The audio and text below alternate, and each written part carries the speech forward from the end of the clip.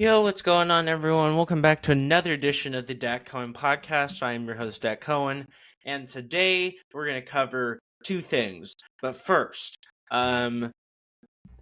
let's talk about the new NBA champion, the Boston Celtics. Congrats to the Boston Celtics for claiming their 18th NBA title in franchise history, now beating out the Celtics, now beating out the Los Angeles Lakers in all-time championship victories. Only time will tell to see if the Lakers can get their organization on the right side, because first they gotta look for a new head coach, and they also have to worry about LeBron James retiring probably towards the end of the next season. And AD's not getting any better. And they also have to worry about drafting Bronny James. So we'll see how that happens. But anyways, we're here to congratulate the Boston Celtics. A lot of people doubted the Boston Celtics on their championship run. Of course, I'm not surprised by how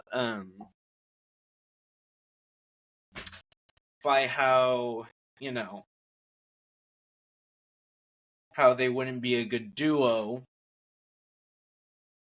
going into this season. But look where they ended up, the first seed in the Eastern Conference, beating out the Indiana Pacers. Let's see that here. They beat out the Pacers and the Cavaliers and the Heat just to get here. And they finally have that NBA title they so deserve. Congratulations to the Boston Celtics staff. Of course, that was a huge win for them. The thing that I'm a little disappointed about was personally, I think Tatum deserved the Finals MVP. This dude dropped 31 points, 11 assists, and 8 rebounds. But no, they gave it to Jaylen Brown.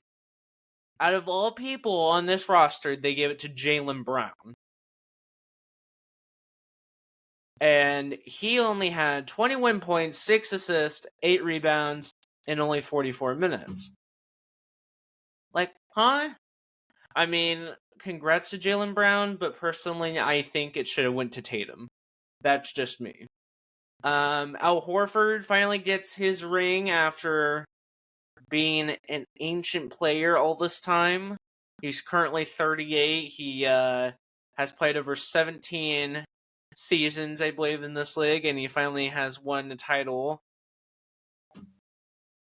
with the Celtics. If you guys remember a few years ago, Al Horford actually, Al Horford back in 2016-17 signed with the Celtics. He said, okay, well, the next 3 seasons, these aren't going anywhere. So then he signs a 1-year deal, or he gets traded to the 76ers, plays a season there in the 2020 season. We head into the bubble. 76ers don't go anywhere in the bubble. Then he goes with the Thunder in the 2021 season. That also goes nowhere, as he was only averaging about 14 points a game for the Thunder. Then he comes back to the Celtics for their 2021-22 run, where they lost to the Golden State Warriors in the NBA Finals. Shocker. And then the 2023 season, of course, they lost in the first round. Not surprised. And then this season, he only dropped 8 points. So 8.6 points with 6.4 rebounds, 2.6 assists, and 0.6 steals. So I wouldn't be surprised knowing Al Horford if he retires and calls it quits after just 1 ring. I don't see him coming back for another season, but that's just me. But we'll see what happens. We'll see what happens. Only time will tell if he wants to come back and chase for a back-to-back title. Hard to say if they'll get a back-to-back title. Right now, they're one of the more better teams in the league. We also got to watch out for other teams, coming paving the way in. But right now, Boston has the show for sure. They're the ones. They're the ones that deserve this title after a very long time.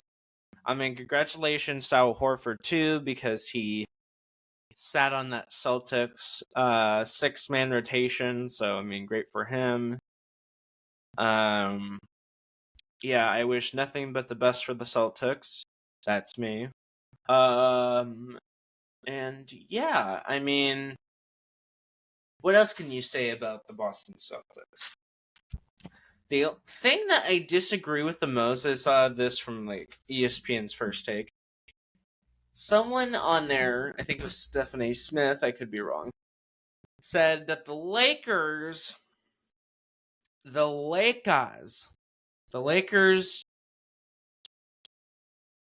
Lakers, um, deserve the Lakers. Blah blah blah blah blah. Hold on, let me see if I can find it.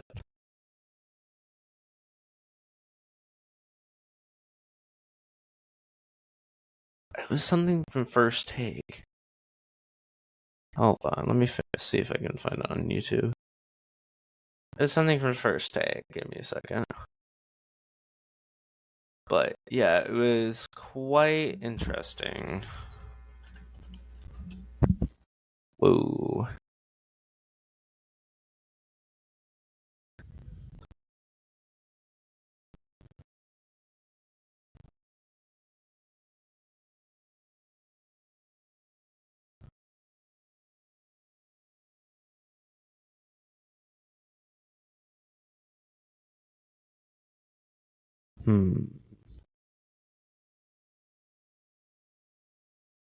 I don't think I can find it. Oh, here we go. Here it is. Okay, hold on. Let me do this real quick.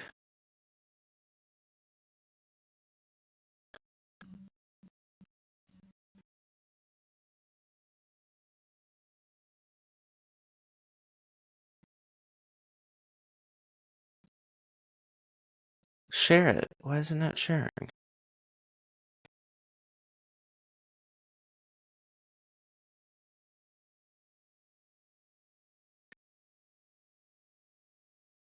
I'll share the window here.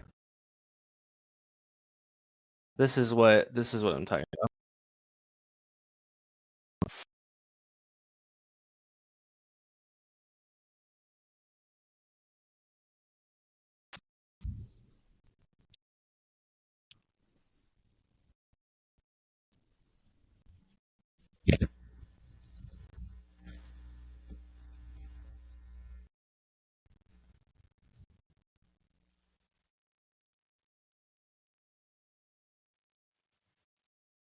Magic Johnson, yeah. He really hated it.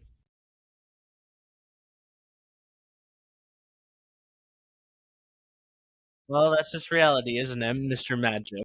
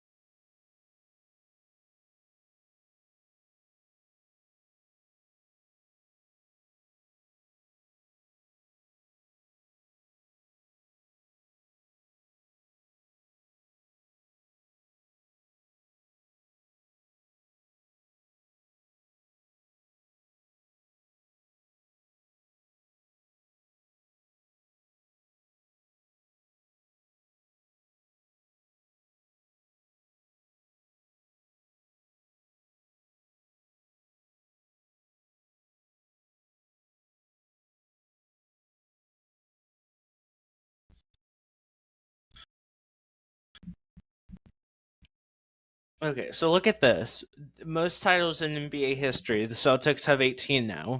The Warriors have 7. The Lakers have 17, so now they're just second in all time.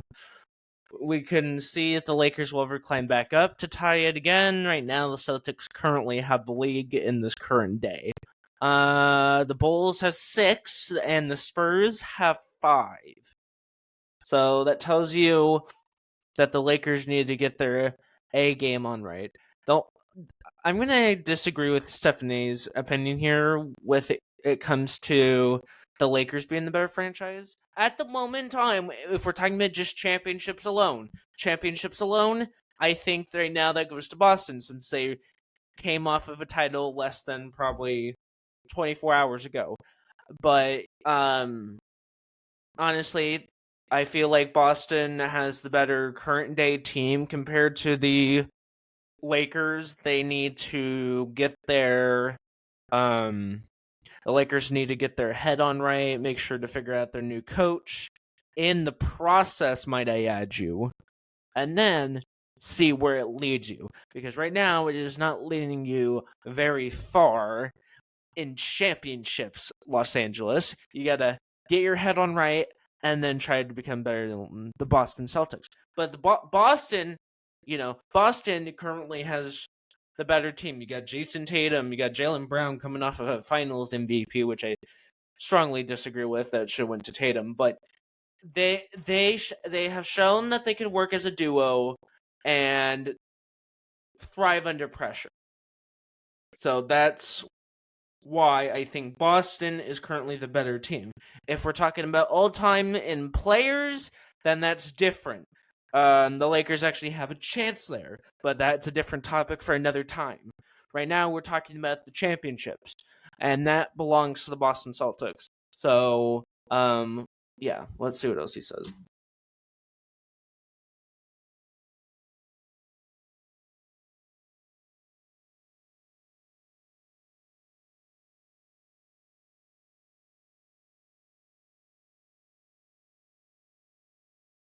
Disagree.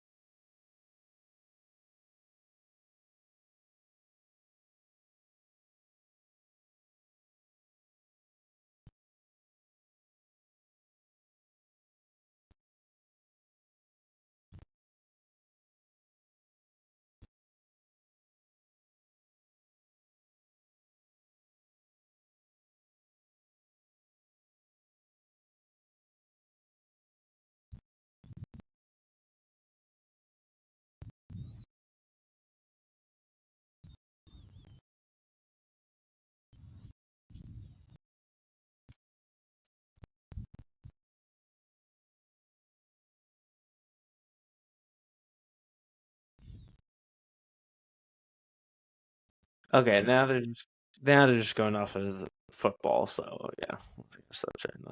But you get my point. Boston is the superior team coming into these playoffs. That when they were coming into the playoffs. So yeah, congratulations to Boston winning their 18th NBA title, and we'll see where next season leads you. Let's do.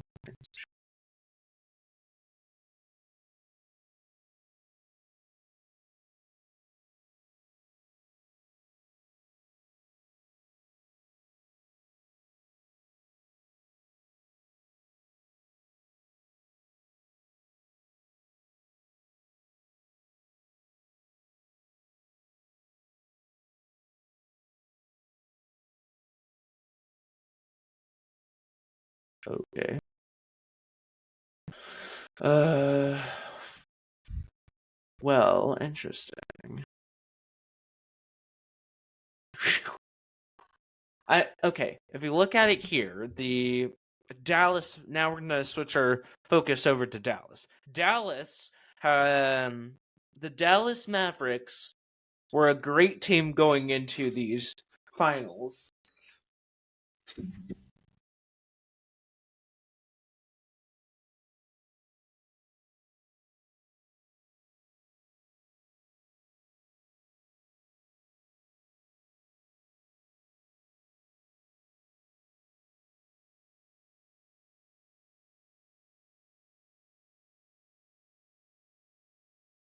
Anyways, where was I? Sorry about that. We're gonna switch our focus over to Dallas. Um, Dallas here was the better team overall. I say that, I'm sorry, Dallas isn't a better team. Dallas was a good team going into these playoffs, but they gotta the Mavericks gotta rework their starting five just a little bit. You got Luka and Kyrie. Kyrie and Luka can both work as a tandem duo when it comes to a high stage level like that. Has Luka ever been to the finals like that before? No.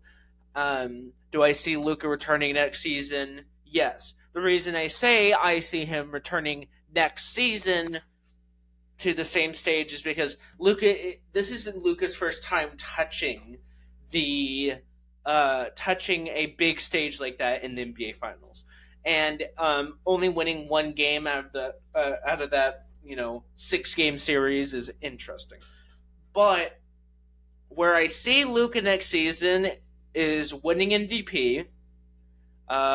Depending on where Victor Wembanyama stands, next season, Spurs are still probably gonna suck. But I see Luka winning an MVP. I see him going back to the finals, or at least to the Western Conference Finals, with Kyrie staying on the team because Kyrie got that extension from Dallas. And now we're looking at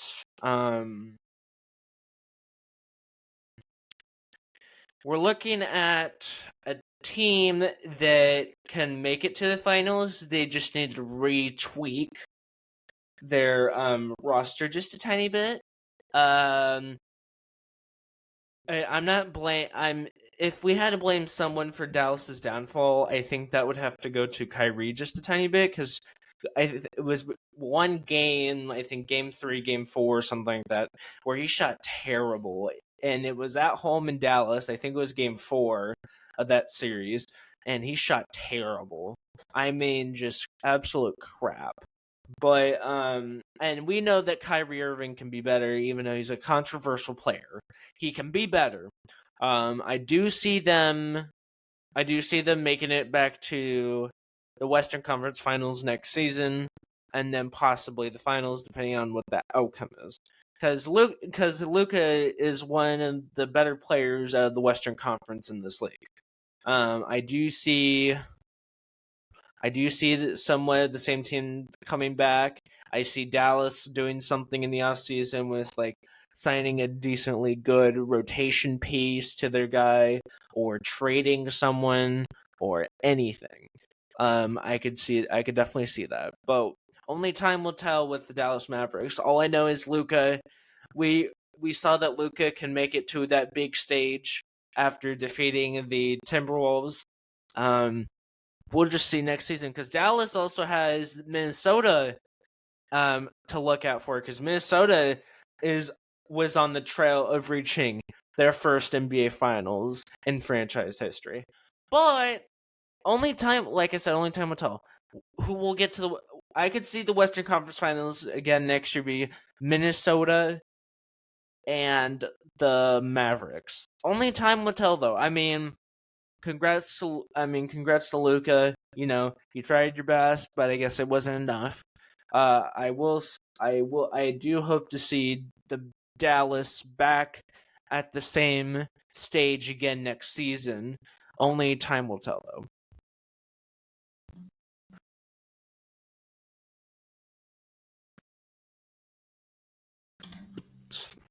Okay, whatever.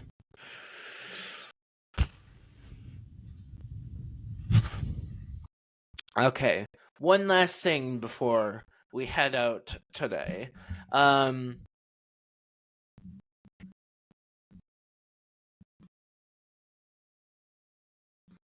Sources confirmed by ESPN by Adrian Wojnarowski that Jeff Van Gundy will become the next assistant coach.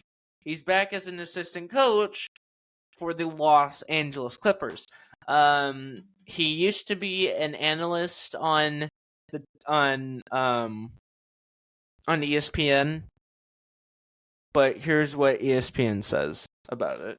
Van Gundy is considered one of the finest minds in basketball and had been pursued for years to return to coaching on a full-time basis. His relationship with Tyronn Lue and the franchise fondness for Van Gundy played major parts in the Clippers' ability to land him, sources say. Van Gundy, who is 62 years old, spent the previous 16 years as a television analyst for ESPN before accepting a role with the Boston Celtics president of basketball operations, Brad Stevens, last summer. Van Gundy and Lue built a strong relationship as a member of the USA basketball staff, and Lue decided to pursue Van Gundy for his staff. Van Gundy coached Lue for a season with the Houston Rockets in 2004. Van Gundy has been out of the NBA after 11 plus seasons as head coach of the New York Knicks and Rockets. Van Gundy was 248 wins and 172 losses. So not below 500, but a little bit above. With a 37-32 playoff record that includes a trip to the 1999 NBA Finals with New York. So that was 1999. What? 1999 NBA Finals. It was New York versus Lakers. Or Knicks versus Spurs. Right, that's right. With the Spurs. Okay. His overall record was 430 to 318, so still above 500, with 44 and 44 postseason record between those franchises. During his time on television, Van Gundy turned down head coaching opportunities in the NBA and college basketball, but stayed active in coaching and scouting with several roles in USA basketball. So Van Gundy's back as coaching for the Los Angeles Clippers. We hope to see how that turns out next season, as the Clippers are also still trying to build their roster. And they're about to move to a new Intuit Dome. So we'll see how that happens. Thank you guys for watching this edition of the DatCon podcast. Make sure to follow on Instagram and Twitter at the Dat Cohen podcast. And I am your host, Dat Cohen. Congratulations, Boston, one more time. I am your host, Dat Cohen, and I'll see you guys next time for another edition of the Dat Cohen podcast. Your host, Dat Cohen. Out.